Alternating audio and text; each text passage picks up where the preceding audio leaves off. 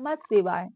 जिस समय सर्वत्र केवल अंधकार ही अंधकार था, ना सूर्य दिखता था न चंद्रमा, ग्रह नक्षत्रों का कहीं पता नहीं था, न दिन होती थी न रात, पृथ्वी जल और वायु की भी सत्ता नहीं थी। उस समय एकमात्र सत ब्रह्म अर्थात सदाशिव ही सत्ता सद ब्रह्म सदाशिव की ही सत्ता विद्यमान थी, जो अनादि और चिन्मय कही जाती है।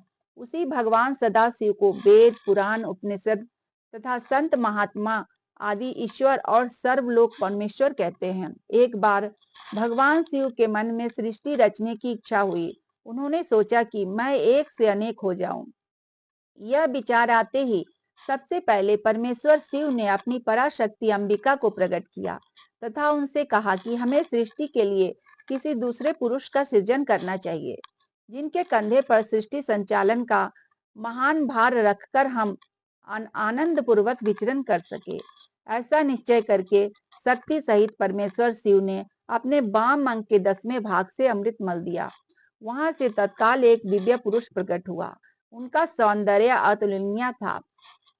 उनमें सद्गुरु की प्रधानता थी। वह परम शांत और अथाह सागर की तरह गंभीर था। रेशमी पीताम्बर से उनके अंग की शोभा दुगुनित हो रही थी। उनके चारों हाथों में शंख, चक्र, गदा और पद्म सुशोभित थे। उन दिव्य पुरुष ने भगवान शिव को प्रणाम करके कहा कि भगवान, मेरा नाम निश्चित कीजिए और काम बताइए। उसकी बात सुनकर भगवान शंकर ने मुस्कुराकर कहा, वत्स, व्यापक होने के कारण तुम्हारा नाम विष्णु होगा। सृष्टि का पालन तुम्हारा कार्य होगा। भगवान शिव का आदेश प्राप्त कर श्री विष्णु कठोर तपस्या करने लगे। उस तपस्या के श्रम से उनके अंगों के जल धाराएं निकलने लगी, जिससे सोना आकाश भर गया। अंततः उन्होंने थककर उसी जल में शयन किया। जल अर्थात नार में शयन करने के कारण ही श्री विष्णु का एक नाम नारायण हुआ।